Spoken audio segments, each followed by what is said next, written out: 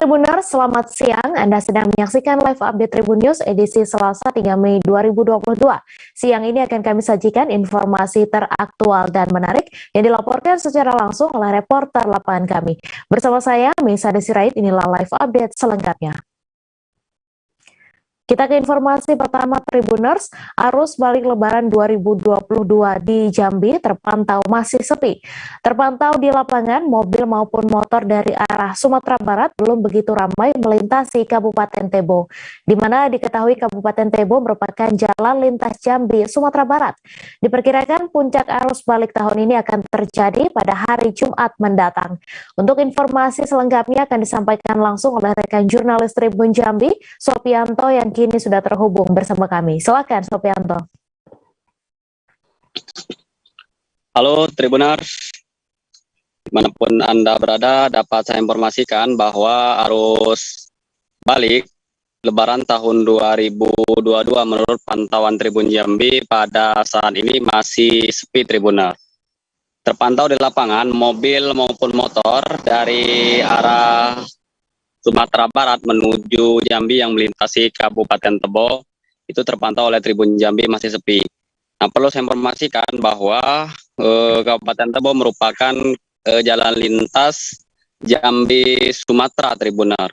Sebelumnya puncak arus mudik H-3 jelang Lebaran ramai melintasi Kabupaten Tebo. Nah, diperkirakan puncak arus balik tahun ini Jumat mendatang Tribuner. Nah, perlu saya informasikan juga ASN baru mulai beraktivitas pada minggu mendatang Tribuner. Begitu rekan Mei. Baik, terima kasih Sopianto atas laporan Anda. Selamat bertugas kembali. Tradisi topeng Muara Jambi, Kecamatan Marosebo menjadi tradisi yang ditampilkan saat merayakan Hari Raya Idul Fitri. Tradisi ini dengan memakai topeng labu sambil menari-nari dengan iringan bunyi gong dan lantunan lagu untuk menghibur warga dari ujung desa hingga pangkal desa. Pertunjukan topeng ini berasal dari legenda pemuda desa Muara Jambi yang terkena kusta dan terus dilestarikan warga desa Muara Jambi. Untuk informasi selengkapnya akan disampaikan langsung oleh rekan jurnalis Tribun Jambi, Musawira, yang kini sudah terhubung bersama kami. Silakan Musawira. Selamat siang Tribuners, selamat siang rekan-rekan studio bahwa memang dapat saya sampaikan untuk tradisi Lebaran Idul Fitri tahun ini warga desa Muara Jambi, Kecamatan Marosebo, Kabupaten Muara Jambi menggelar pergelaran topeng labu di desa Muara Jambi. Sesuai pernyataan atau penjelasan dari Mukhtar Hadi, Ketua Perkumpulan Rumah Menapau Muara Jambi, bahwa tari topeng ini mengisahkan pemuda yang terkena kusta yang setelahnya mengasihkan diri ke dalam hutan atau warga setempat menyebutnya hutan. Nah, setiap perayaan Hari Raya Idul Fitri yang terkena penyakit ini ada rasa rindu dengan sanak dan keluarganya di desa atau di rumah. Nah, ketika di hutan, pemuda yang terkena kusta ini memanfaatkan seperti labu tua, pakaian seadanya, lalu keranjang. Ia memberanikan diri untuk masuk ke desa. Setelah masuk ke desa, ternyata warga setempat itu merasa terhibur dan sangat antusias dengan penampilan pemuda yang terkena penyakit kusta ini. Berangkat dari legenda itu atau cerita rakyat itu, lantas warga desa Muara Jambi yang tergabung dalam perkumpulan rumah menapau Muara Jambi terus melestarikan sejak 2009 hingga sekarang. Dan hasilnya setiap momen Hari Raya Idul Fitri sejak 2009 itu sampai sekarang masih terus dipertunjukkan di desa Muara Jambi.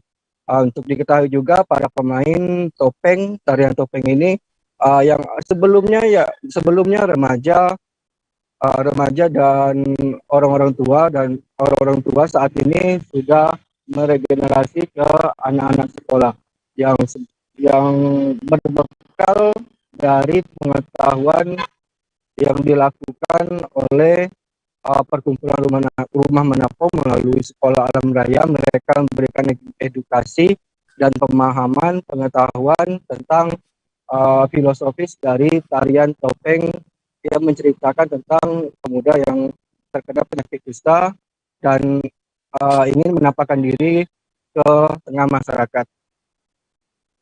Kemudian mereka berjalan dari rumah warga ke rumah warga, lalu bersilaturahmi dengan warga di rumahnya, kemudian diberi makanan dan minuman, sembari juga bersilaturahmi bersama masyarakat. Itu yang dapat saya sampaikan, rekan Mei, untuk pertunjukan seni topeng.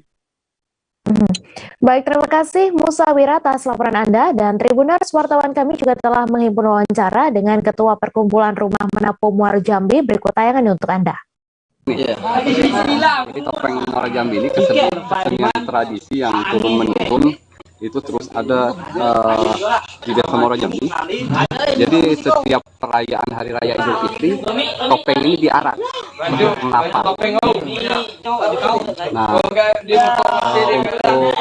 latar belakang dari kesenian ini, dia cerita rakyat. Dahulu Muara Jambi terkena wabah kusta yang dianggap sebagai penyakit kutukan oleh masyarakat. Jadi yang terkena kusta ini harus diasingkan di dalam hutan dengan istilah ngutan. Nah, di saat Hari Raya Idul Fitri, penderita kusta ini secara manusiawi dia mempunyai rasa rindu untuk bertemu dengan sanak kerabat yang di desa. Nah, dengan media topeng, dia mengarak diri dengan membawa keranjang, dan ini disambut antusias oleh masyarakat sebagai hiburan. Dan disitulah terjadi interaksi, masyarakat sendiri memberikan apa yang ada pada dirinya, seperti makanan, minuman, ya, saat Hari Raya Idul Fitri. Budaya nganggung di kalangan masyarakat Provinsi Kepulauan Bangka Belitung sangat erat kaitannya dengan momentum hari-hari besar Islam, termasuk Hari Raya Idul Fitri tahun ini. Misalnya di Masjid An-Najah Desa Sungai Selan Atas, Kecamatan Sungai Selan, Kabupaten Bangka Tengah, yang menggelar kegiatan nganggung Lebaran pada Senin pagi. Tampak ratusan dulang dengan warna dominan berwarna merah berjajar rapi di dalam masjid. Beberapa masyarakat juga ada yang mengantarkan makanan dengan menggunakan rantang. Untuk informasi selengkapnya akan disampaikan langsung oleh rekan jurnalis Bangka Post, Arya Bima Mahendra, yang kini sudah terhubung bersama kami. Silakan, Arya. Ya, halo, terima kasih rekan Mei dan pemirsa Tribuners dimanapun Anda berada.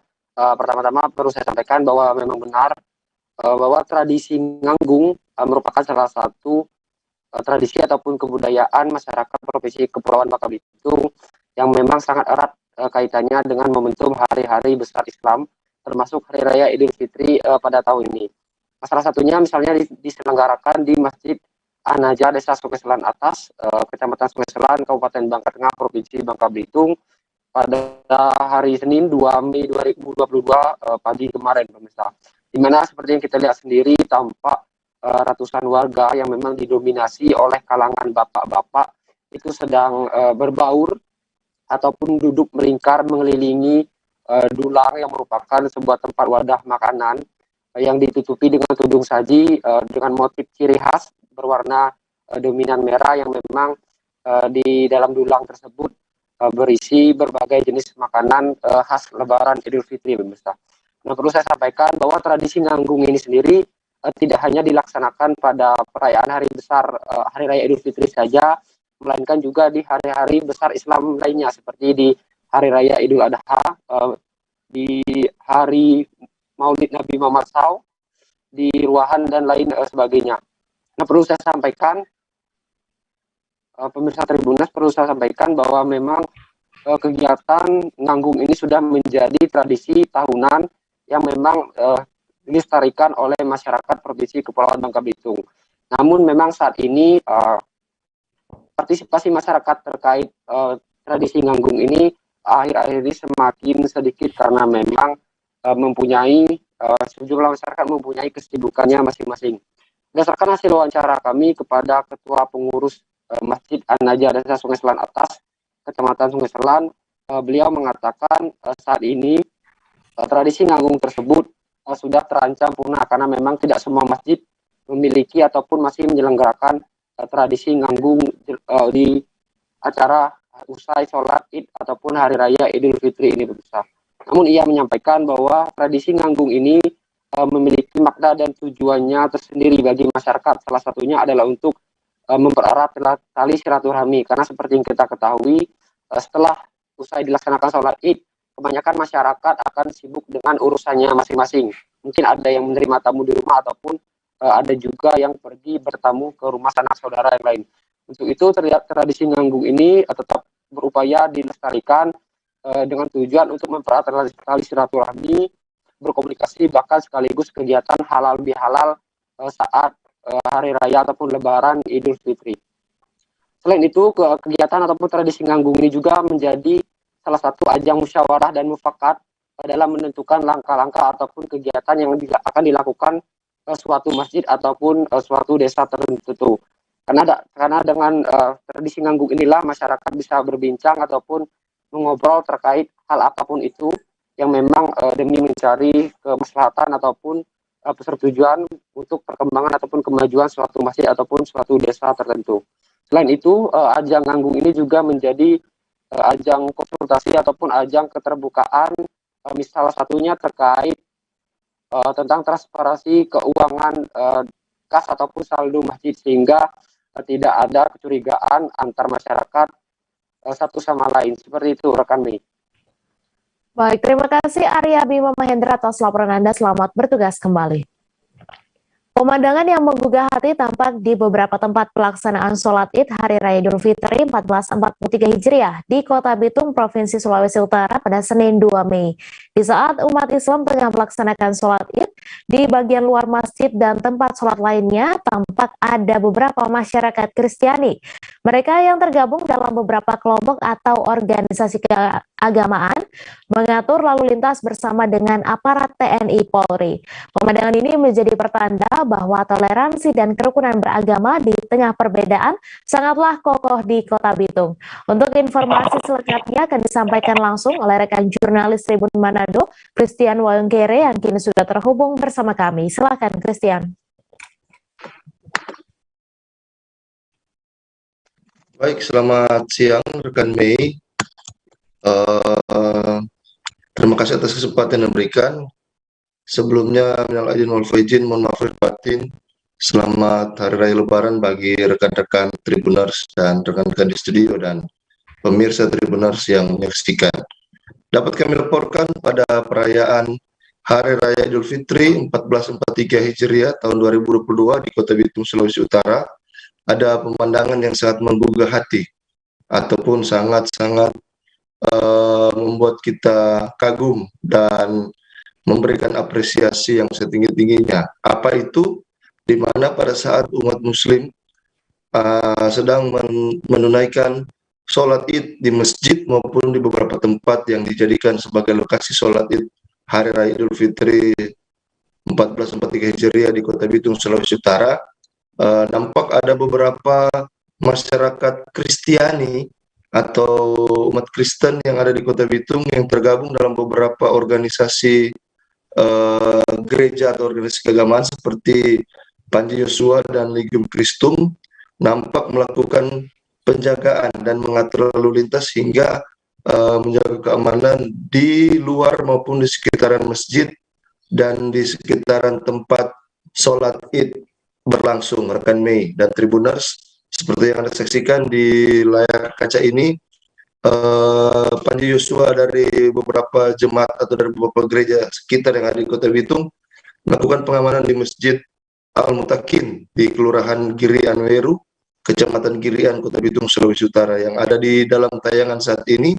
Kemudian ada juga di beberapa lokasi seperti di Pulau Lembek, Tribuners, Panji Yosua Gemim atau Panji Yosua Prekomapa Jemaat Gemim Kalvari Paudean melakukan penjagaan di masjid setempat pada saat umat muslim sedang menjalankan sholat Id. Dan juga ada Panji Yosua dari Jemaat Gemim Yerusalem Menem Atas yang Anda saksikan dalam video ini, berbaur di tengah-tengah umat muslim yang sedang merayakan Hari Raya Kemenangan Idul Fitri 1443 Hijriah.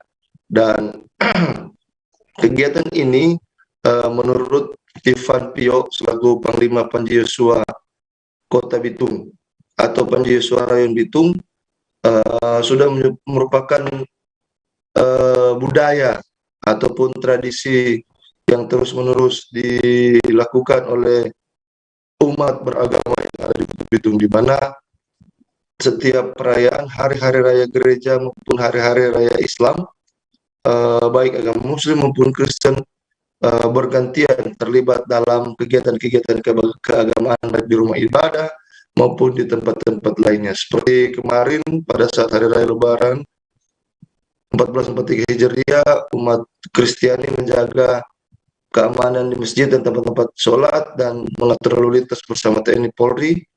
Dan juga pada saat perayaan hari raya Natal maupun Pasca umat Kristiani, umat Muslim, giliran umat Muslim untuk membantu atau menjaga melancarkan kendaraan maupun bersama-sama dengan TNI Polri menjaga rumah ibadah atau gereja. Dan ini menunjukkan dan mempertegas bahwa toleransi antar umat beragama dan kerukunan yang ada di Kota Bitung benar-benar dijunjung tinggi dan sangat-sangat majemuk di tengah perbedaan masyarakat. Namun toleransi dan kerukunan sangat-sangat luar biasa di Kota Bitung, sehingga di saat ini di bawah pemerintahan Wali Kota Bitung Moritz Mantira dan Hengki Honandar sebagai Wakil Wali Kota terus-menerus memupuk kebersamaan, kerukunan dan toleransi antar umat beragama lewat beberapa kegiatan-kegiatan kemasyarakatan di bawah naungan FKUB, PKSUA dan BAMAK yang dibentuk oleh pemerintah Kota Bitung untuk menopang kegiatan-kegiatan keagamaan baik Muslim, Kristen, dan kepercayaan lainnya. Sehingga apa yang dilakukan oleh umat Kristiani dan umat Muslim yang ada di Kota Bitung ini patut menjadi contoh dan menjadi role model kerukunan beragama, seperti predikat yang telah dialamatkan kepada kota Manado sebagai kota tertoleran. Begitu juga dengan Kota Bitung, tidak kalah tolerannya dengan sama agama lainnya. Dan demikian Tribuners dan rekan Mei, laporan dari Kota Bitung, Sulawesi Utara. Assalamualaikum warahmatullahi wabarakatuh. Selamat siang dan selamat Hari Raya Lebaran. Terima kasih.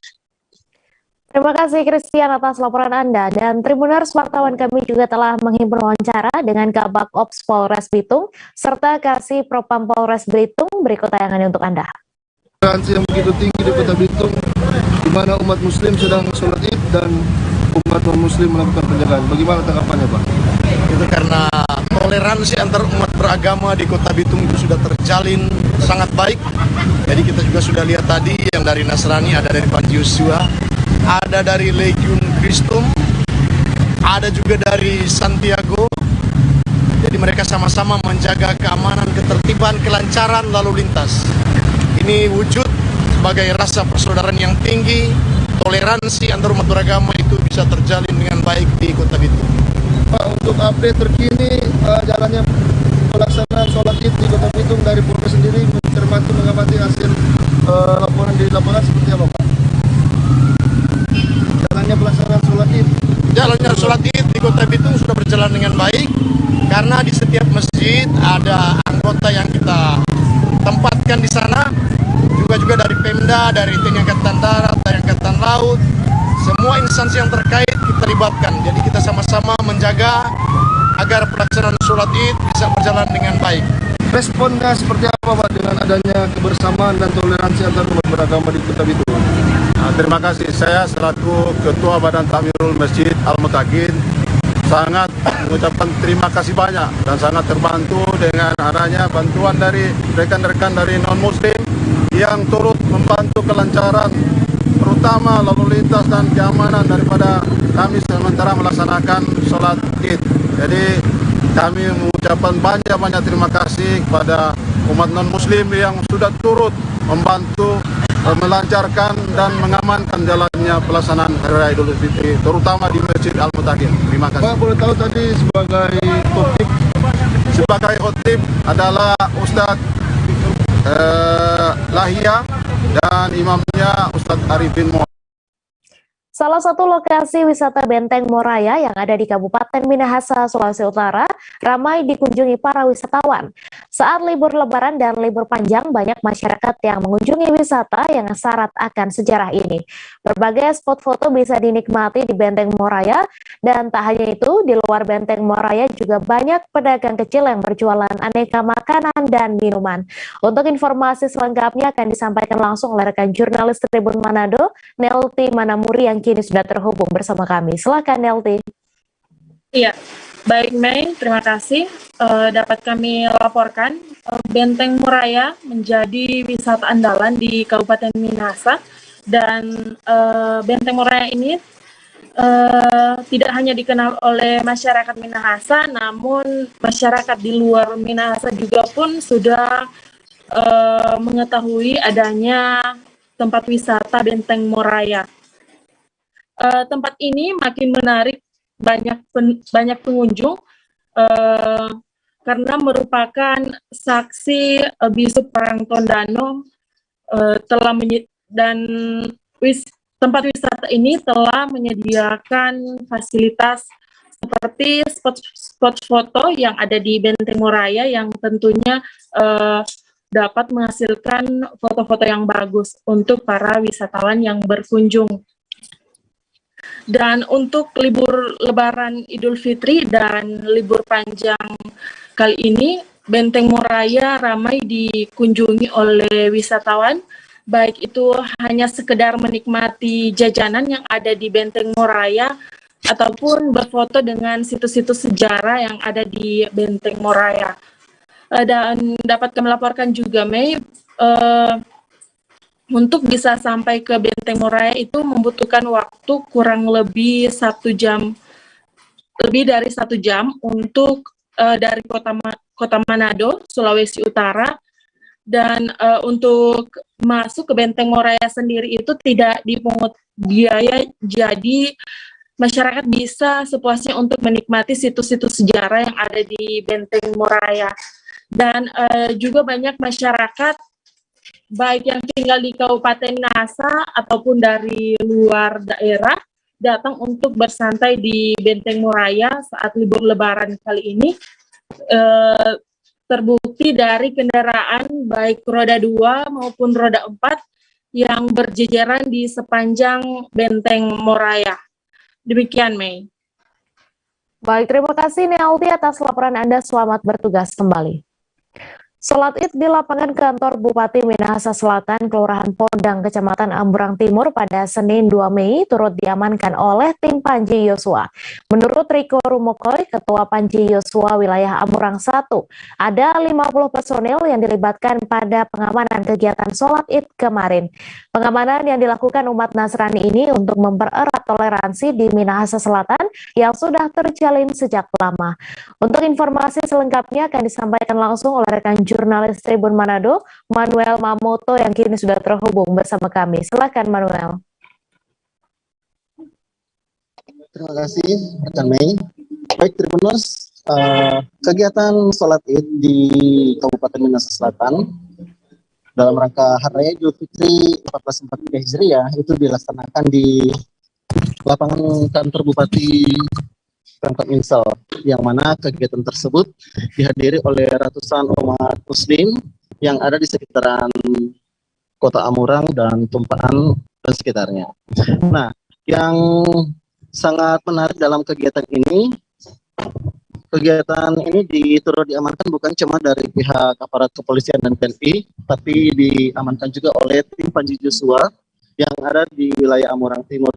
Dan sedikitnya memang ada 50 personil dari tim Panji Yosua yang dilibatkan untuk mengamankan kegiatan sholat Id. Nah, kegiatan sholat Id sendiri pun dipimpin oleh Portif Haji Dulsuk Mikasim dari Gorontalo, dan pada kegiatan tersebut Bupati juga ikut memberikan sambutannya dalam kegiatan Hari Raya Idul Fitri ini. Dan Bupati sendiri menyampaikan bahwa lewat momentum Lebaran ini sangat diharapkan untuk bagaimana kerukunan itu tetap terjaga, bagaimana menjaga untuk sama-sama bisa membawa dampak yang positif di tengah kehidupan masyarakat. Dan Bupati juga sangat mengingatkan kepada masyarakat untuk tetap dalam penerapan protokol kesehatan. Walaupun saat ini Kabupaten Minahasa Selatan sudah pada level 1 PPKM, karena demikian memang wajib untuk tetap menerapkan protokol kesehatan dalam setiap kegiatan. Dan bagi umat muslim, pelaksanaan tersebut merupakan salah satu ajang yang sangat mendapatkan satu kesempatan bagi mereka untuk bisa berfoto bersama dengan pimpinan daerah. Karena yang hadir saat itu hampir seluruh Forkompimda yang ada, baik Bupati Minahasa Selatan, Wakil Bupati Minahasa Selatan Franky Doni Wongkar bersama Wakil Bupati Pendeta Petra Yandi Rembang, dan juga Kapolres yang saat itu ada bersama-sama, yaitu Bapak AKBP C. Bambang Harlianto. Nah, Tribuners, usai kegiatan tersebut juga dilanjutkan dengan ramah tamah bersama yang dilakukan bersama dengan seluruh umat yang ada, dan jalinan kekeluargaan terlihat atau nampak sangat terasa Tribuners, karena hal tersebut ditutup dengan makan bersama serta foto-foto bersama. Demikian rekan media yang dapat saya laporkan. Selamat siang. Baik, terima kasih Manuel Mamoto atas laporan Anda. Selamat bertugas kembali. Musibah memang tak mengenal waktu, seperti yang dialami Sutrisno, seorang pedagang sate Batu Raja yang kehilangan tempat tinggal di saat sedang merayakan Hari Raya Idul Fitri 1443 Hijriah. Rumah beserta isinya hangus seketika dalam musibah kebakaran yang terjadi. Tidak ada korban jiwa dalam musibah ini, namun satu keluarga kehilangan tempat tinggal dan kerugian sementara ditaksir mencapai 500 juta rupiah.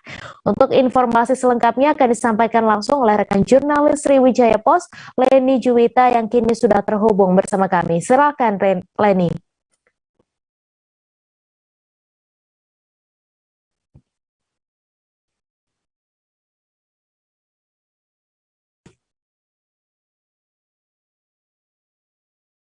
Halo Leni.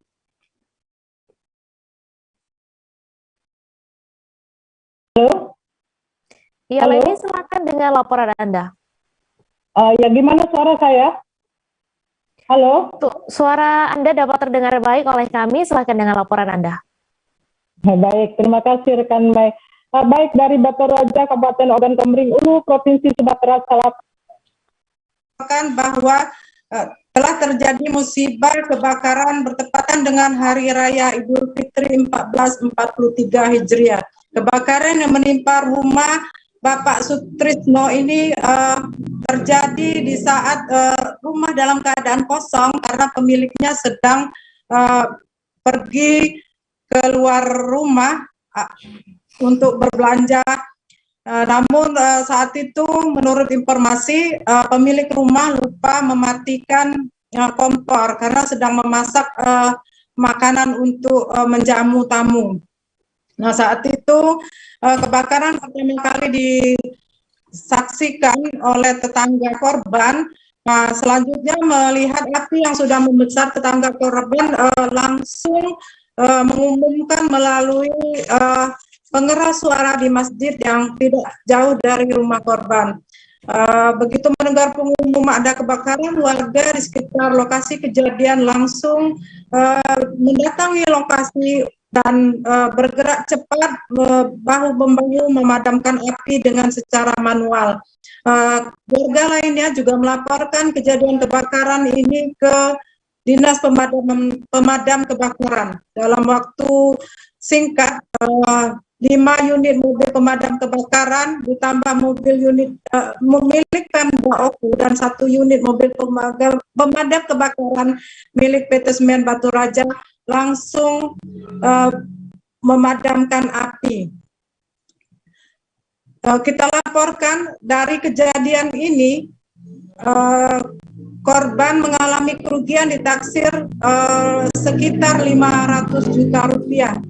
Selain rumah, berikut harta bendanya juga ada sepeda motor, 2 unit sepeda motor juga hangus terbakar dalam musibah kebakaran ini. Diinformasikan bahwa kebakaran ini sebenarnya terjadi ya karena dugaan kelalaian dari pemilik rumah yang lupa mematikan kompor di saat akan pergi keluar rumah. Saat itu menurut informasi menurut sebuah sumber di lokasi kejadian, saat itu pemilik rumah sedang memanaskan makanan untuk menjamu tamu. Mungkin ada kekurangan, kemudian pergi ke luar rumah untuk berbelanja memenuhi kebutuhan tadi yang diperlukan tadi. Namun sayangnya pemilik rumah lupa memadamkan api kompor sehingga terjadilah kebakaran itu. Kebakaran ini terjadi berlangsung sangat cepat dalam waktu yang tidak lama. Api segera menghanguskan seisi rumah berikut 2 unit sepeda motor. Kapolres Ogan Komering Ulu AKBP Danu Agus Purnomo SIK didampingi Kasih Humas AKP Saparudin SH menjelaskan pihaknya sudah memeriksa 3 saksi mata yang menyaksikan kebakaran yang terjadi di kawasan Komplek PT Semen Batu Raja ini. Api baru bisa dipadamkan setelah petugas pemadam kebakaran bahu-membahu memadamkan api. Kemudian dari kejadian ini api baru bisa dikuasai sekitar pukul 20. Di lokasi kejadian, polisi TNI bersiaga untuk mengamankan lokasi kejadian. Dinas Pemadam Kebakaran Aminul Son SOS MSI menjelaskan api akhirnya bisa dipadamkan sekitar pukul 21.20 waktu Indonesia bagian Barat. Demikian rekan Mei, kembali ke studio. Baik, terima kasih Leni atas laporan Anda. Selamat bertugas kembali. Kita beralih ke informasi selanjutnya Tribuners. Bagi Tribuners yang bingung hendak kemana saat libur lebaran di Solo, Anda bisa memilih liburan di The Park Mall Solo Baru yang berlokasi di Jalan Insinyur Soekarno Dusun 2, Mandigondo, Grogol, Sukoharjo, Jawa Tengah. Pasalnya, The Park Mall kali ini sedang mengadakan festival kuliner bertajuk The Park Culinary Festival yang menawarkan beragam kuliner unik dan kekinian. Untuk informasi selengkapnya di sana, kini sudah terhubung bersama kami rekan wartawan Tribun Travel, Ambar, yang akan menyampaikan langsung laporannya. Silahkan, Ambar. Terima kasih rekan Mei. The Park Mall Solo Baru saat ini sedang mengadakan The Park Culinary Festival. Nah, festival ini sendiri diadakan mulai 28 April hingga 9 Mei 2022. Nah, perayaan ini sendiri diadakan mulai pukul 3 sore hingga pukul 9 malam. Total ada sekitar 80 tenan yang mengikuti The Park Culinary Festival. Di antaranya ada pecel pincuk Madiun, Yosi Sushi, Pipi Thai Street Food, kemudian juga ada nasi Madura Dapur Makros, Taco Pico, Mulgogi, dan masih banyak lagi. Nah, dari sekitar 80 tenan tadi, ada sekira 200 kuliner yang ditawarkan kepada pengunjung. Kulinernya sendiri cukup beragam, mulai dari kuliner tradisional hingga makanan modern. Nah, selain pilihan kuliner yang beragam, juga lokasinya yang berada di luar ruangan, tepatnya di parkir selatan The Park Mall, membuat suasana festival menjadi lebih nyaman. Nah, untuk kebersihan sendiri juga cukup terjaga, di mana disediakan banyak tempat sampah di setiap sudut tempat dari festival. Nah, untuk Tribuners yang datang bersama dengan keluarga tidak perlu takut kehabisan kursi, karena ada banyak kursi yang disediakan. Mulai untuk kursi yang untuk berdua ataupun juga untuk Tribuners yang datang bersama dengan rombongan. Nah, untuk Tribuners yang tertarik berkunjung ke The Park Mall Festival, cukup tidak perlu mengeluarkan tiket masuk, yaitu cukup melakukan scan menggunakan aplikasi Peduli Lindungi dan juga menggunakan masker ketika berada di festival. Rekan Mei. Baik, terima kasih rekan Ambar atas laporan Anda. Selamat bertugas kembali. Untuk merayakan Idul Fitri di Kota Solo, ada serangkaian acara menarik yang bisa dinikmati. Traveler yang merayakan libur Lebaran di Kota Solo bisa datang ke Taman Balai Kambang untuk menikmati gelaran Gebiar Bak dan Ing Balai Kambang. Acara ini dimeriahkan berbagai hiburan, mulai dari tarian dari delegasi seni Kota Solo, akustik band, hingga live music dengan bintang tamu artis ibu kota. Untuk informasi selengkapnya akan disampaikan langsung oleh wartawan Tribun Travel. Ada Tias di sana yang akan menyampaikan informasi selengkapnya. Silakan Tias. Ya, halo rekan Mei. Jadi menyambut momen libur Lebaran tahun ini, pemerintah Kota Surakarta bersama dengan Dinas Pariwisata Kota Surakarta menyelenggarakan event Gebiar Bak dan Ing Balai Kambang. Nah, event ini diselenggarakan gratis untuk para pemudik yang memeriahkan libur Lebaran di Kota Solo. Jadi, Gebiar Bak dan Ing Balai Kambang ini berlangsung selama 7 hari, mulai dari 2 Mei hingga 8 Mei, pukul 9 pagi hingga pukul 5 sore. Acara ini juga dimeriahkan dengan berbagai hiburan, mulai dari tari-tarian dari paguyuban Sanggar Seni Surakarta, kemudian ada akustik band, terus live musik dengan bintang tamu, artis-artis ibu kota. Selain itu, terdapat juga stand-stand kuliner yang menawarkan beragam makanan, mulai dari makanan tradisional hingga makanan-makanan kekinian. Ada juga arena bermain untuk anak dan lomba fotografi dengan hadiah ratusan ribu rupiah. Demikian rekan Mei. Ya, baik. Terima kasih Tias atas laporan Anda. Selamat bertugas kembali. Kawasan wisata Pantai Tanjung Pasir menjadi salah satu tujuan destinasi wisata favorit bagi masyarakat kota dan Kabupaten Tangerang, termasuk saat Hari Raya Idul Fitri. Bagi masyarakat yang tidak melakukan aktivitas mudik, tempat wisata alam ini menjadi tujuan kedua masyarakat setelah bersilaturahmi ke rumah sanak saudara. Pantai Tanjung Pasir yang berlokasi di Kecamatan Teluk Naga, Kabupaten Tangerang ini menawarkan wisata air serta wisata kuliner. Untuk informasi selengkapnya akan disampaikan langsung oleh rekan jurnalis Warta Kota, Gilbert Sam Sandro, yang kini sudah terhubung bersama kami. Silakan, Sam. Ami, Kota Tangerang dan juga Kabupaten Tangerang memiliki salah satu tempat wisata yang banyak dikunjungi oleh masyarakat saat hari libur tiba ataupun seperti usai hari Lebaran 2022 ini, yaitu ada di Pantai Tanjung Pasir, Kabupaten Tangerang. Di kawasan wisata Pantai Tanjung Pasir ini merupakan kawasan wisata alam yang ramai dikunjungi masyarakat setiap hari libur atau pada akhir pekan. Dan di sana masyarakat atau pengunjung bisa menikmati wisata air yang langsung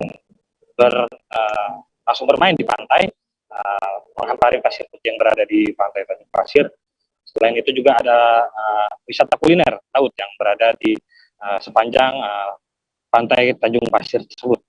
Di wisata kuliner laut ini berbagai macam jenis makanan laut seperti ikan kue, ikan bandeng, lalu ada cumi, udang, itu dijajakan. Salah satunya adalah rumah makan ikan bakar Eli.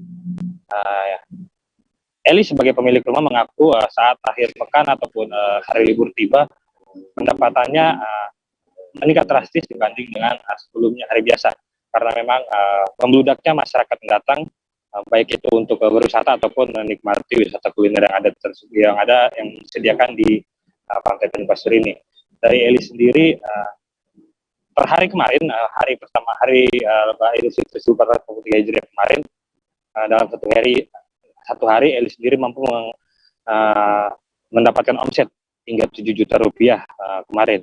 Menurut Eli, omset tersebut akan bertambah lagi ke depannya, bahkan hingga H+3 ataupun H+4 hari raya Lebaran tersebut. Namun demikian, Eli tetap merasa pendapatan tahun ini lebih baik dibanding 2 tahun sebelumnya selama masa pandemi COVID-19. Karena menurut dia, selama 2 tahun terakhir pandemi COVID-19 cukup membatasi pengunjung yang datang lantaran kebijakan pemerintah yang membatasi pergerakan sosial masyarakat. Namun Eli mengaku jika tidak dalam kondisi pandemi COVID-19 saat hari libur atau hari raya Lebaran tiba seperti ini, pendapatannya bahkan bisa mencapai di atas 10 juta rupiah dalam satu hari. Namun hal itu belum terjadi, tapi diharapkan Eli terjadi pada hari raya Lebaran pada tahun ini sendiri, karena memang tahun ini sendiri pemerintah mengizinkan masyarakat untuk melakukan aktivitas mudik dan juga membuka tempat-tempat wisata seperti Pantai Tanjung Pasir ini sendiri. Dan ikan bakar yang dijajakan Eli adalah seperti ikan bakar kakap merah, ikan bakar mujair, udang, ikan bakar ikan kue, serta cumi. Nantinya para pengunjung dapat langsung memilih ikan secara langsung pada lemari es yang tersedia pada area pintu masuk menuju rumah makan ikan bakar Eli ini sendiri. Hidangan laut tersebut dapat dipilih oleh para pelanggan sesuai dengan selera untuk dihidangkan dalam bentuk dibakar ataupun digoreng. Dan untuk favorit disebut Eli adalah dari pengunjung yang datang ke Pantai Tanjung Pasir ini, menu favorit yang itu adalah ikan bakar kue dan juga ikan tuna. Hal itu disebabkan karena memang ikan bakar kue, ikan kue dan ikan tuna ini langsung diambil Eli oleh dari pelayan-pelayan yang berlayar di sepanjang Pantai Tanjung Pasir ini sendiri. Dan untuk mengantisipasi lonjakan minat dari para pelanggan ini, bahkan dalam satu hari Eli mengaku bisa menyediakan 20 kg ikan kue dan juga 20 kg ikan tuna untuk dapat melayani pelanggan-pelanggan yang meminta menu-menu favorit tersebut. Demikian laporan dapat saya sampaikan Gilbert Susanto dari kawasan Pantai Tanjung Pasir, Kabupaten Tangerang. Terima kasih, selamat siang. Terima kasih Sam atas laporan Anda, dan Tribuners, wartawan kami juga telah menghimpun wawancara dengan salah seorang pemilik rumah makan. Berikut tayangan untuk Anda. Laut, rame. Kalau kayak cumi, udang gitu? Udang ada, kepiting ada. Itu emang segar baru langsung diangkut apa? Ya, kita kan kalau lagi lebaran gini mah nggak bisa langsung diangkat kita. Ambil nggak ada yang nelayannya libur dari hari Jumat, ya dari seminggu. Oh, berarti udah kemarin 4 hari, 5 hari kita beli ikan lebar ya. Udah nyetok ikan. Paling banyak yang paling banyak sukain apa nih Bu, masyarakat Bu? Yang paling banyak kue. Ikan kue bakar. Itu langsung dari laut apa sih Bu? Ya, laut sini. Oh, langsung dari Pantai Tanjung Pasir ini? Iya. Kue bakar paling favorit ya? Paling banyak ya? Kalau kakap merah. Kalau nyediain ikan sendiri berapa banyak Bu sehari Bu? Nyetokinnya. Kalau tadi kan dari Hamil 5 tuh ya. Udah mesen ke nelayan. Jadi udah berapa? Hari-hari biasa apa hari-hari begini? Kalau begini? Ya, kita hari begini habis dah 20 kilo mah. 20 kilo? Itu gabungan tuh, macam-macam ikan? Iya. Oh, kalau hari biasa? Hari biasa mah nyantai aja, 2-3 kilo nyantai. Berarti emang ramainya di momen-momen gini Bu ya? Iya, Sabtu, Minggu, gitu. Sama libur lebaran begini. Taman Marga Satwa Ragunan, Jakarta Selatan baru akan dibuka kembali pada hari kedua Lebaran Idul Fitri 1443 Hijriah. Namun sayangnya masih banyak warga yang belum mengetahui informasi tersebut. Seperti pada hari kemarin, Senin 2 Mei atau hari pertama Lebaran, banyak warga yang sudah berada di luar pintu utara TM Ragunan. Mereka datang menggunakan kendaraan pribadi seperti sepeda motor dan mobil serta moda transportasi umum. Untuk informasi selengkapnya akan disampaikan langsung oleh rekan jurnalis Warta Kota, Ramadan, yang kini sudah terhubung bersama kami. Silakan Ramadan.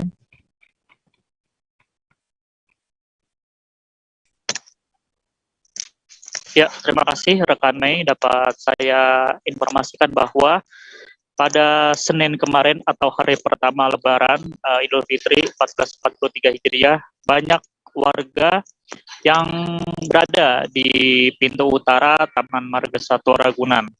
Saat ditanyai, mereka mengatakan ingin berkunjung ke Taman Marga Satwa Ragunan. Namun sayangnya banyak dari mereka yang memang belum mengetahui informasi tersebut bahwa Taman Marga Satwa Ragunan baru akan kembali dibuka pada hari kedua Lebaran, atau tepatnya pada hari ini Selasa 3 Mei 2022 seperti itu. Seperti misalnya seorang warga bernama Kardi yang berusia 30 tahun. Ia dan istri dan anaknya datang menggunakan taksi ke Taman Marga Satwa Ragunan. Kardi mengaku dirinya dan keluarga sudah tiba di Taman Marga Satwa Ragunan sekitar pukul 9 pagi. Dia berniat untuk mengajak anaknya liburan ke taman yang terletak di Jalan Harsono RM nomor 1 Ragunan, Pasar Minggu, Jakarta Selatan. Namun mereka bertiga harus menelan kekecewaan karena Taman Marga Satwa Ragunan belum dibuka seperti itu. Alhasil mereka hanya duduk di trotoar jalan seperti itu. Ya, Kardi mengatakan memang dirinya sengaja untuk mengajak anaknya ke Taman Marga Satwa Ragunan untuk berlibur seperti itu. Namun ternyata tutup atau tidak buka seperti itu. Ya, jadi Kardi ini dan bersama istri dan anaknya harus kecewa seperti itu. Ketika ditanya apakah Kardi dan keluarganya akan datang kembali pada hari ini atau hari kedua Lebaran, dia belum mengetahui secara pasti karena ongkos yang harus dikeluarkan dari Senen menuju ke Taman Marga Satwa Ragunan ini harus merogoh kocek yang dalam seperti itu, atau bisa dikatakan lumayan harganya seperti itu. Hal yang sama juga dirasakan oleh Anik, warga Tangerang Selatan, yang datang bersama 2 anak, mantu dan cucunya. Ia hanya bisa meratapi spanduk yang ada di pintu utara Taman Marga Satwa Ragunan yang bertuliskan Taman Marga Satwa Ragunan tutup Lebaran hari pertama dan baru akan buka pada Lebaran hari kedua. Ia yang saat itu ditemui tengah menggendong cucunya itu mengaku tidak tahu adanya informasi Taman Marga Satwa Ragunan ini tutup pada hari pertama Lebaran. Padahal ia ingin mengajak cucunya untuk melihat satwa yang ada di Taman Marga Satwa Ragunan seperti itu. Ia dan keluarga yang baru pertama kali ke Ragunan ini kemungkinan besar tidak akan ke taman tersebut pada hari ini seperti itu, karena seperti yang dialami oleh Kardi, karena ongkosnya yang begitu besar untuk datang ke Taman Marga Satwa Ragunan. Ia juga tidak mengetahui bahwa Taman Marga Satwa Ragunan ini menggunakan sistem online untuk pendaftaran seperti itu. Ia hanya mencoba datang saja ke Taman Marga Satwa Ragunan untuk melihat satwa-satwa yang ada di sana seperti itu. Dan diketahui pula bahwa Ragunan ini memang baru akan dibuka pada H2 Lebaran atau tepatnya pada hari ini. Hal tersebut disampaikan oleh staf pelayanan informasi dan kehumasan Taman Marga Satwa Ragunan, yaitu Pak Wahyudi Bambang. Ia juga memprediksi bahwa puncak kunjungan ke Ragunan akan terjadi pada H+2 atau H+3 Lebaran seperti itu. Rekan Mei. Baik, terima kasih Ramadan atas laporan Anda, dan Tribuners, wartawan kami juga telah menghimpun wawancara dengan beberapa warga. Berikut tayangannya untuk Anda. Bu, Ibu tahu nggak kalau hari ini Ragunan belum buka, Bu? Nggak tahu ya? Oh. Terus Ibu kenapa memutuskan datang ke sini, Bu? Ya, saya kepingin aja ngajak anak-anak sama Bibi. Ini sama siapa aja, Bu? Anak? Anak itu. Sama cucu ya? Iya. Oh, dari mana Bu datangnya, Bu? Dari Tangerang. Dari Tangerang. Di mananya, Bu? Tangerangnya? Selatan. Tangerang Selatan. Oh, Tangsel ya? Oh, Ibu kesini naik apa, Bu? Naik taksi. Naik taksi. Oh, berarti Ibu belum tahu ya kalau hari ini belum buka ya, Bu, Ragunan ya? Tapi besok ada rencana mau kesini lagi? Enggak. Kenapa, Bu? Oh, nggak ada ongkos. Ongkosnya habis. Oh. Tapi Ibu tahu kan kalau Ragunan daftar online gitu? Enggak tahu. Nggak tahu juga. Apa Ibu baru pertama kali juga sini? Pertama kali. Oh, baru pertama. Ya Bang, Abang datang dari mana Bang? Dari Senen. Dari Senen, Ya. Jakarta Pusat ya? Ya. Nah, ke sini naik apa Bang? Naik taksi. Naik taksi. Ya. Mau ngapain Bang ke sini Bang? Ya mau ini ya, nurutin anak aja tadinya biar tahu dalam-dalamnya kayak apa gitu. Ke Ragunan gitu ya. Cuman pas abang datang sini datang ke sini nggak tahunya tutup, jadi ya katanya agak kecewa juga sih. Oh, kecewa ya. Tapi abang belum tahu berarti ya kalau belum tahu ya. Iya. Tapi ada rencana besok mau kesini lagi bang? Kurang tahu. Kurang tahu ya. Iya, masalahnya taksinya aja udah lumayan juga dari sini ke sini. Oh iya. Ini abang datang sama siapa aja bang? Keluarga ini. Ini istri abang? Ya. Sama anak ya? Iya. Oh ya, oke. Siap, kasih bang ya. Oh iya. Diduga mengalami penganiayaan, satu orang warga desa Airway, Kecamatan Pemali, Kabupaten Bangka, dinyatakan meninggal dunia. Sementara satu warga lainnya mengalami luka berat hingga harus mendapatkan perawatan intensif di Rumah Sakit Medika Stania Sungai Liat. Dua warga yang menjadi korban yaitu Sumiati yang mengalami luka berat, serta Sudarvis yang dinyatakan meninggal dunia. Kasat Reskrim Polres Bangka saat ini dikonfirmasi menyatakan kejadian ini terjadi pada Minggu 1 Mei sekira pukul 9:10 waktu Indonesia Barat di Gang Serasa 1, Desa Airway, Kecamatan Pemali. Untuk informasi selengkapnya akan disampaikan langsung oleh rekan jurnalis Bangka Pos, Joni Kurniawan yang kini sudah terhubung bersama kami. Silakan Joni. Rekan Mei di studio dan Tribuners dapat kami sampaikan bahwa diduga mengalami penganiayaan satu orang warga desa Airway, Kecamatan Pemali, Kabupaten Bangka, Provinsi Kepulauan Bangka Belitung, dinyatakan meninggal dunia. Sementara satu warga lainnya dinyatakan mengalami luka berat hingga harus mendapatkan perawatan intensif di Rumah Sakit Medika Stania Sungai Liat, Kabupaten Bangka. Dua warga yang menjadi korban ini yaitu Sumiati berusia 50 tahun yang mengalami luka berat dan juga Sudarvis 49 tahun yang dinyatakan meninggal dunia beberapa hari lalu. Kasat Reskrim Polres Bangka AKP Ayu Kusumaningrum kepada Bangka Pos saat dikonfirmasi menyatakan kejadian ini terjadi pada Minggu pagi 1 Mei sekira pukul 9 pagi di Gang Serasan 1 Desa Airway, Kecamatan Pemali, Kabupaten Bangka. AKP Ayu menyebutkan pelaku saat kejadian itu diketahui bernama Mariza, 29 tahun, yang merupakan adik tiri dari Sumiati yang juga turut menjadi korban dalam kejadian tersebut.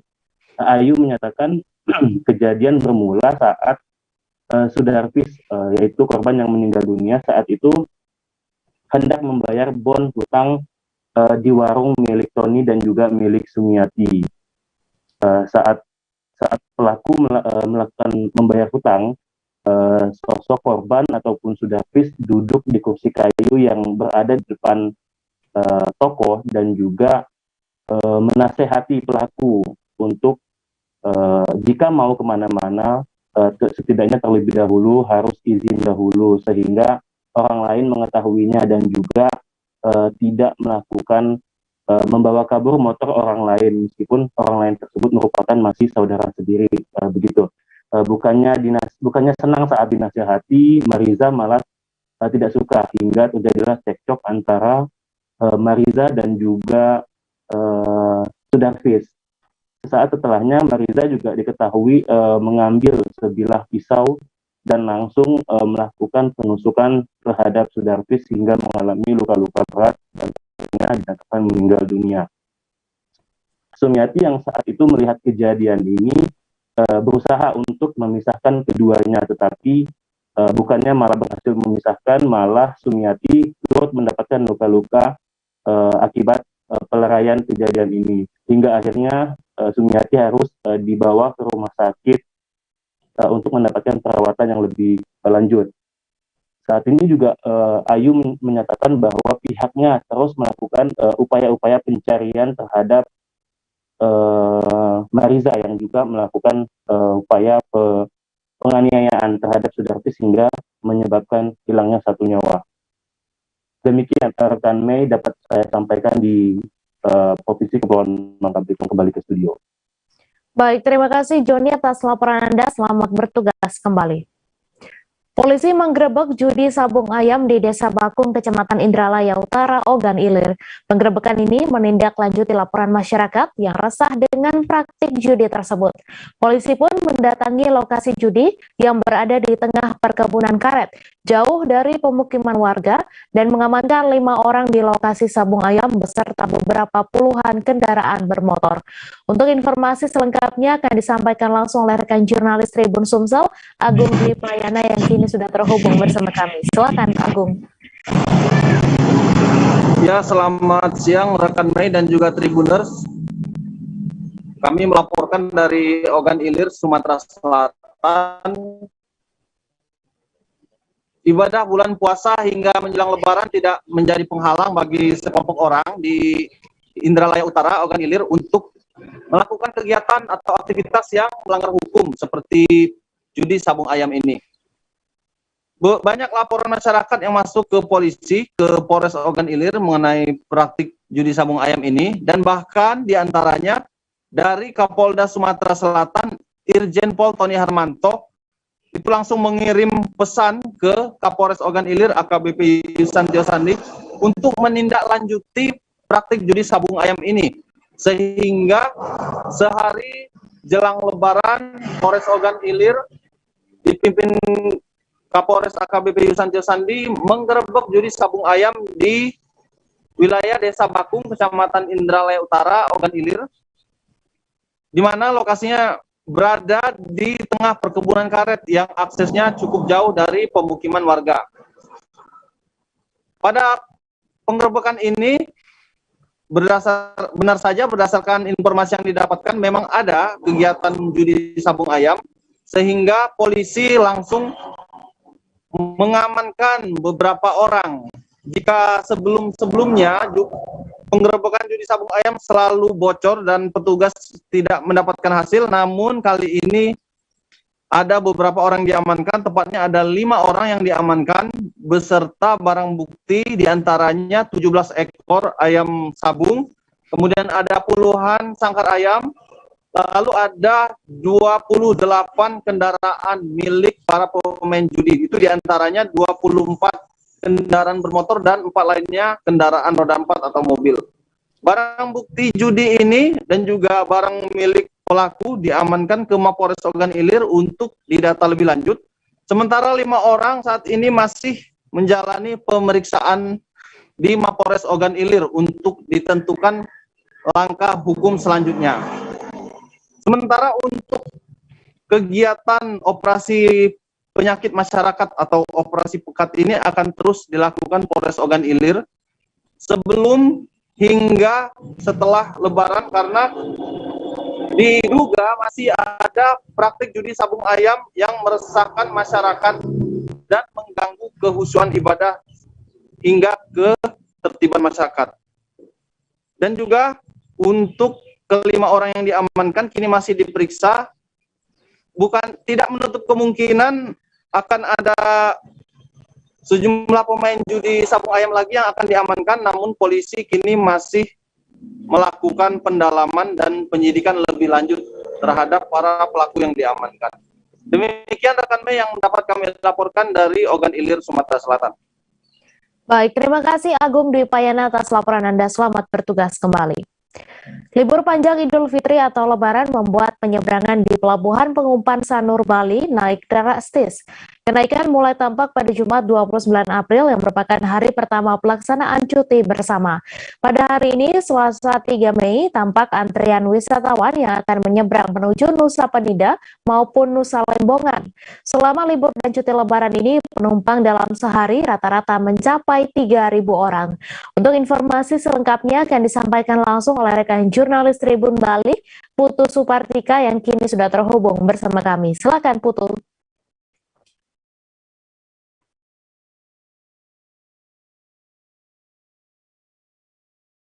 Oke, baik rekan Mei.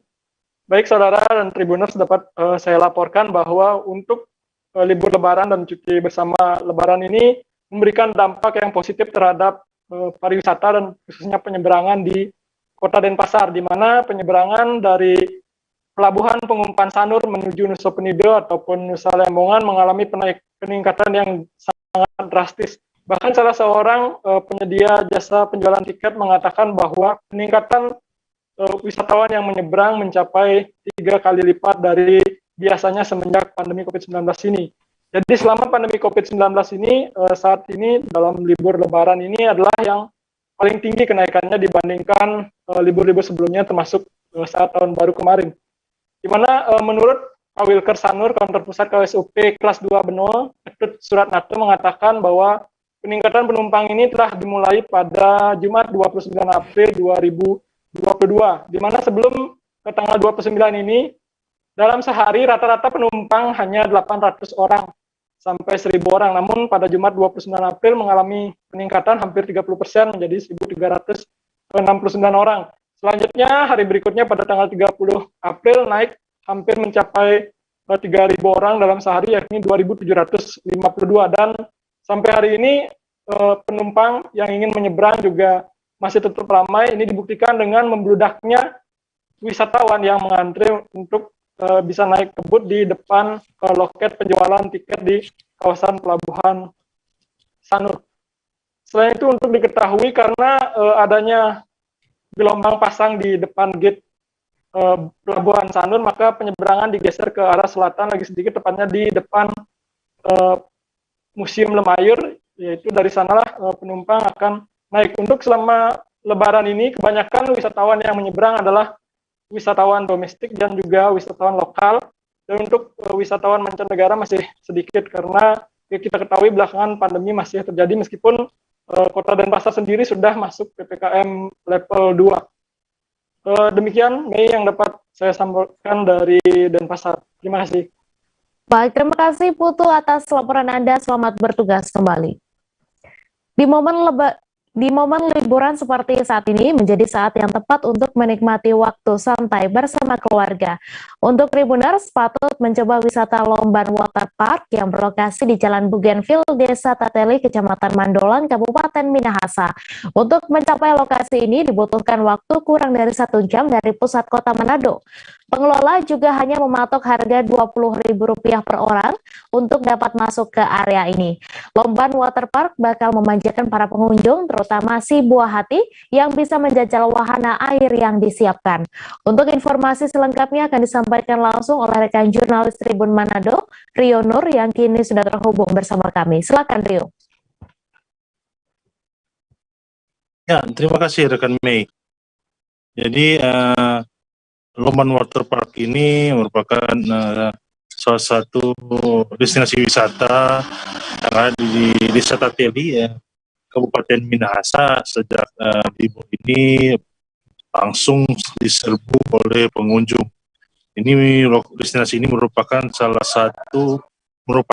favorit bagi terutama anak-anak, karena di sini ada wahana air yang bisa dinikmati oleh anak-anak. Sejak dibuka dari pagi sudah banyak pengunjung yang datang menikmati wahana. Di sini ada luncuran seperti yang terlihat di gambar di sini. Kemudian ada juga wahana sepeda air. Khusus orang tua juga bisa menikmati mandi berendam di kolam yang sudah disiapkan oleh pengelola di sini. Salah satu keunggulan dari wahana dari Lomban Water Park ini karena airnya sangat segar, merupakan bersumber dari mata air di pegunungan yang mengalir ke bawah, sehingga memang di Desa Tateli ini juga tempat di mana Lomban Water Park berada memang kaya dengan sumber mata air seperti ini. Airnya jernih, dingin, sehingga sangat pas berendam meskipun waktu masih tengah hari, masih terik-teriknya, tapi sudah banyak pengunjung yang datang menikmati berenang di kolam di water park, Lomban Water Park ini. Selain itu juga bisa menikmati sepeda air di danau kecil yang bisa diitari dengan mengayuh sepeda yang sudah disiapkan oleh pengunjung. Bisa juga menikmati Lomban Water Park ini dengan menyaksikan ikan-ikan yang dipelihara di lokasi ini, bisa juga diberi makan, sehingga bisa lebih relax untuk menikmati alam yang sudah ada disiapkan di wahana ini. Di Lombang Waterpark ini. Selain itu juga disiapkan tempat-tempat kumpul seperti biasanya pengunjung yang datang di sini datang untuk beribadah di tempat ini, kemudian setelah beribadah mereka berenang di kolam yang sudah disiapkan. Untuk masuk ke Lombang Waterpark ini harganya cukup terjangkau, cukup mengeluarkan kocek 20.000 per orang sudah bisa menikmati semua fasilitas yang disiapkan di Lombang Waterpark. Selain itu lokasi untuk menuju ke waterpark ini juga tidak terlalu jauh, hanya membutuhkan waktu sekira 45 menit dari pusat kota Manado melintas ke perbatasan Kabupaten Minahasa, tepatnya di Desa Tateli, Jalan Bougainville, Kabupaten Minahasa. Demikian rekan Mei. Baik, terima kasih Riono atas laporan Anda. Selamat bertugas kembali.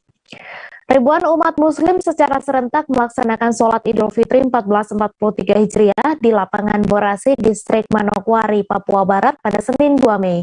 Sebelumnya, pelaksanaan sholat Idul Fitri di lapangan Borasi sempat terhenti selama 2 tahun lantaran seluruh daerah dilanda pandemi COVID-19. Wakil Gubernur Papua Barat juga turut hadir dan menjadi jamaah dalam sholat Idul Fitri kali ini. Untuk informasi selengkapnya akan disampaikan langsung oleh rekan jurnalis Tribun Papua Barat, Safwan Ashari yang kini sudah hubung bersama kami. Silakan Safwan. Ya, baik. Mei dan juga Tribuners dimanapun Anda berada, hari ini dapat saya kabarkan dari Kabupaten Manokwari, Provinsi Papua Barat, bahwasanya pada pagi hari kemarin umat muslim di seluruh dunia, terlebih khusus di Kabupaten Manokwari, Provinsi Papua Barat telah melaksanakan sholat Idul Fitri 1443 Hijriah. Untuk pelaksanaan sholat Idul Fitri di Kabupaten Manokwari sendiri semuanya terpusat di lapangan Borasi, Distrik Manokwari Barat, Kabupaten Manokwari, Provinsi Papua Barat. Sejak pagi kemarin, berdasarkan pantauan kami di lapangan, ribuan umat muslim mulai berbondong-bondong datang dari beberapa komplek dan juga beberapa distrik di Kabupaten Manokwari untuk melaksanakan sholat Idul Fitri di lapangan Borasi. Dalam sholat Idul Fitri tersebut juga dihadiri oleh beberapa pejabat di Provinsi Papua Barat dan juga Kabupaten Manokwari. Salah satunya yakni Wakil Gubernur Provinsi Papua Barat dan Wakil Bupati Kabupaten Manokwari itu sendiri. Dan sampai pelaksanaan sholat Idul Fitri usai, masyarakat di Kabupaten Manokwari merasa sangat berterima kasih kepada pemerintah daerah dan juga pemerintah pusat bahwa pada pelaksanaan sholat Idul Fitri kali ini masyarakat di Kabupaten Manokwari bisa melaksanakan sholat Idul Fitri kembali di lapangan Borasi, Kabupaten Manokwari. Perlu saya sampaikan juga bahwa pada 2 tahun terakhir ini masyarakat di Kabupaten Manokwari tidak melaksanakan sholat Idul Fitri, sehingga pada pelaksanaan Idul Fitri 1443 Hijriah ini masyarakat bisa dapat kembali berkumpul untuk melaksanakan sholat Idul Fitri di lapangan Borasi, Kabupaten Manokwari. Begitu, Mei. Ya, baik, terima kasih Safwan atas laporan Anda, dan Tribuners, wartawan kami juga telah menghimpun wawancara dengan Wakil Gubernur Papua Barat. Berikut tayangannya untuk Anda. Berterima kasih dengan pemerintah, oleh karena kerja keras pemerintah, tetapi juga tentu dengan dukungan semua lapisan masyarakat, maka pandemi ini kan kemudian bisa dikendalikan, sehingga pelonggaran itu harus diambil oleh pemerintah, dan sholat ini bisa sholat semacam ini bisa digelar. Demikian juga rangkaian ibadah selama bulan Ramadan di masjid-masjid itu bisa kembali semarak seperti tahun-tahun sebelum ada atau mewabahnya pandemi COVID-19. Kenapa ini penting? Karena kalau kita melihat ada di sejumlah belahan negara lain, saya tidak menyebutnya, saat ini ada terjadi gelombang kelima, luar biasa, gelombang kelima begitu. Pemerintah negara-negara tersebut harus bekerja secara ekstra untuk kemudian menangani, apalagi di tengah situasi bulan puasa semacam seperti saat ini. Nah, kita bersyukur pemerintah Indonesia dengan dukungan semua atau seluruh lapisan masyarakat, wabah ini atau pandemi ini bisa dikendalikan dan kita bisa ada dalam situasi seperti ini. Gitu. Mungkin harapan untuk masyarakat umat muslim dengan Iya, saya kira dari waktu ke waktu setiap hari raya selalu diingatkan untuk bagaimana nilai-nilai yang diperoleh di dalam selama bulan puasa, nilai tentang kepekaan, nilai tentang menghargai sesama, tetapi juga merasakan penderitaan orang lain, itu kemudian dijawantahkan di dalam kehidupan sehari-hari, sehingga bisa saling tolong-menolong dengan seluruh baik sesama umat Islam maupun seluruh umat manusia. Karena berbuat baik itu seperti tadi kita sebut dengan yang dikenal dengan ukhuwah asyariah, itu hubungan antara sesama umat manusia. Kecelakaan tunggal menimpa pengendara dan pembonceng sepeda motor di Jalan Raya wilayah Kecamatan Kejobong, Purbalingga pada Senin 2 Mei siang. Akibat baju gamis terlilit gear rantai, keduanya terjatuh dari sepeda motor dan mengalami luka serius. Keduanya berboncengan karena akan bersilaturahmi pada Lebaran 2022 kali ini. Kecelakaan terjadi di Jalan Raya Desa Kejobong sekira pukul 11:45 waktu Indonesia Barat. Sepeda motor dikendarai oleh Sutono yang memboncengkan Titi Fatonah. Keduanya merupakan warga desa Sumingkir, RT 4 RW 9 Kecamatan Rembang, Purbalingga. Dua korban kemudian dibawa ke Puskesmas Kejobong untuk mendapatkan pemeriksaan medis. Pengendara motor mengalami luka pada bagian kaki dan tangan kanan, sedangkan pemboncengnya mengalami luka pada dahi, pipi kanan, bibir, dan kaki dan tangan serta kaki. Kapolsek Kejobong kemudian mengimbau kepada masyarakat agar berhati-hati saat berkendara dan apabila memakai pakaian jenis panjang sebaiknya diatur agar tidak masuk ke rantai sepeda untuk mencegah kecelakaan serupa terjadi kembali.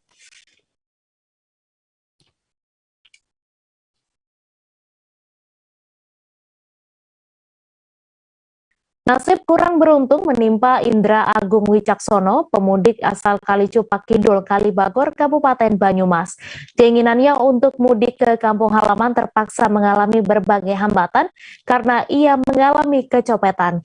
Barang-barangnya seperti ponsel, uang Rp800.000, kartu ATM, surat berharga, dan barang lainnya hilang di gondol pencopet saat naik kapal menuju ke Pelabuhan Ketapang, Banyuwangi. Sebelumnya ia melakukan perjalanan dari Pelabuhan Gilimanuk, Bali setelah bekerja 2 bulan di sana. Ia bekerja di Bali selama 2 bulan sebagai juru masak di sebuah rumah makan.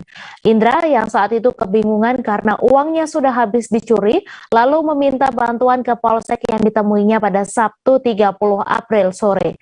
Mulanya ia dibantu Polsek kawasan Pelabuhan Tanjung Wangi, Banyuwangi. Dari Polsek tersebut ia diberi surat jalan untuk dititipkan ke bus yang menuju kota Semarang. Setibanya di Semarang, ia lantas melaporkan ke pos pelayanan stasiun Poncol dan menceritakan musibah yang menimpanya. Indra kemudian dibantu dibelikan tiket oleh polisi yang bertugas untuk dapat kembali ke kampung halamannya. Seorang pemuda di Lampung Selatan melakukan penikaman kepada pengguna jalan saat sedang melakukan konvoi Okbor Takbiran menyambut Hari Raya Idul Fitri 1443 Hijriah. Diketahui peristiwa tersebut terjadi di Jalan Lintas Sumatera, Desa Bakauni, Kecamatan Bakauni, Lampung Selatan pada Minggu 1 Mei. Kapolsek Penengahan Ibtu Gobel mengatakan aksi penikaman terjadi sekira pukul 20:40 waktu Indonesia Barat. Saat itu korban sedang mengendarai kendaraan roda 2. Kemudian dari arah belakang korban tiba-tiba datang Maksud kami, kemudian dari arah belakang korban, tiba-tiba datang pengendara roda 2 dan menikam korban dari belakang. Setelah menikam korban, tim pengamanan dari Polsek Penengahan yang sedang patroli bersama warga langsung menangkap pelaku. Motif yang dilakukan pelaku pun kini tengah diselidiki oleh pihak kepolisian. Atas peristiwa tersebut, korban mengalami luka di bagian punggung dan bahu sebelah kanan. Polisi juga mengimbau kepada masyarakat terlebih pada momen mudik agar selalu berhati-hati.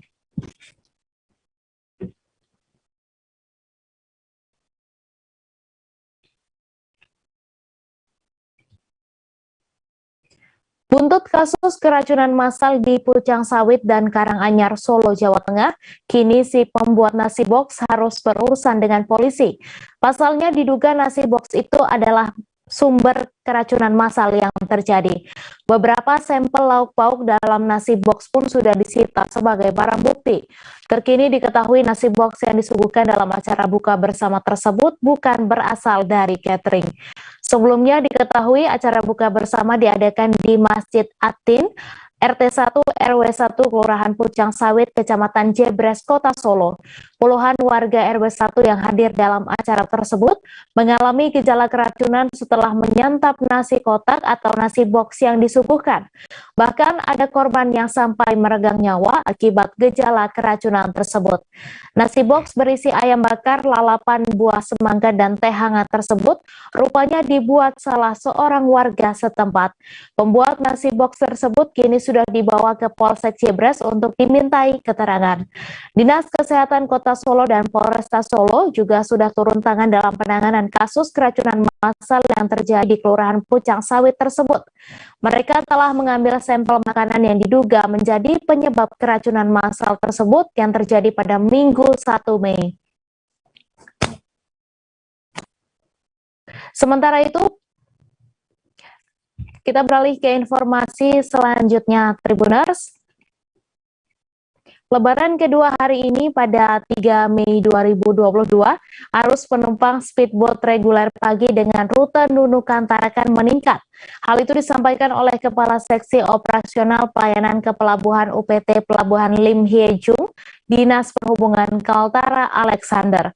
Penumpang yang biasanya berjumlah di bawah 100, kini meningkat menjadi 200 orang yang terdiri dari 176 orang dewasa dan 24 anak-anak.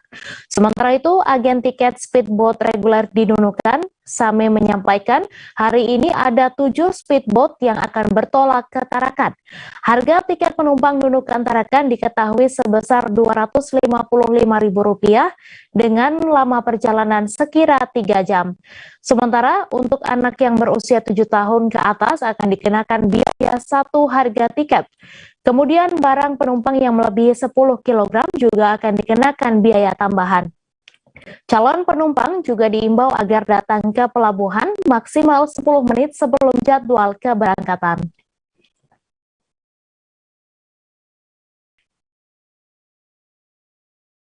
Informasi tadi sekaligus menutup perjumpaan kita dalam live update hari ini. Tribuners, lantaran masih di tengah pandemi, kami kembali mengingatkan untuk selalu menerapkan protokol kesehatan dimanapun Anda berada. Saya Mesa Desirait beserta kru yang bertugas pamit. Terima kasih dan sampai jumpa.